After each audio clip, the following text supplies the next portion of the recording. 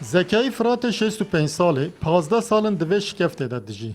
Ji qelebalixê dûr di nav süruştê de. Heta vê temenê xwe nezewîciye. Dibêje di mala bêkesan de navê wî tomar kiriye lê ew naxwaze li wir bimîne û xwe avêtiye nav süruştê. Ji civakê pêwendiyên mirovan qelebalixê reviyaye.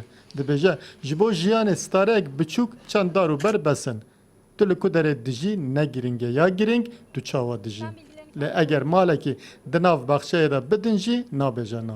Valla şu anda şöyle eğer böyle bir ortam Ya rastî bêjim, eger malekî bi baxçe hebe, wek vê derê ez dikarim biçim. Lê baxçe nebe ez nikarim bimînim. Divê ez tenê bim. Ji bo min herî giring sürüşte. Dema mirov di nav sürüştê be jiyan xweştir e. Tu li ku derê dijî ne giring e. Ya giring ew e tu çawa dijî. Ez nikarim li cihê qerebalix bimînim. Li serê çiyê şikeftek wiha biçûk, çend dar û hewaya paqij ji bo min gelek xweştir e. ama ben istemiyorum. Size Evet. Şaredariya Mêrsînê piştî lêkolînên dîtina kesên herî hejar xwe gihan zekayî û hin kelûpelên xwarin û pêwîstiyên sereke dan wî. Di nav da xurak, tiştên paqijî û pêdiviyên sereke hene.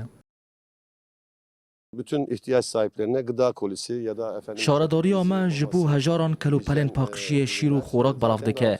Şaredariyê bajarê mezin yê Mêrsînê fermana dîtina kesên herî hejar daye. Em jî bi armanja başkirina rewşa wan alîkariya belav dikin. Me dît ku pêwîstiya kakzekayî jî heye. Îro li gor derfeta me hin kelûpelên alîkariyê ji bo wî me anîne. dağıtırken tespit ettiğimiz çok sıkıntılı hayat yaşamak zorunda kalan insanlarımıza Zekayî Firat ji hêla xelkê deverê ve wek Robinson tê binavkirin. Divan 15 salan da li tenê şikefta xwe bexçeyek mezin çêkiriye û ji niha ve porteqal û lîmon li ber pêgihîştinê ne. Her wiha li zewî jî zewze çandine ku bi keda wî mezin dibin. Ew her çend ji civakê dûr be jî gundên derdor wî ji bîr nakin û carinan serdana wî dikin. Lê ew xwe ji her cure pêwendiyan dûr dixe û behsa serpiyatiya xwe jiyana xwe berê nake.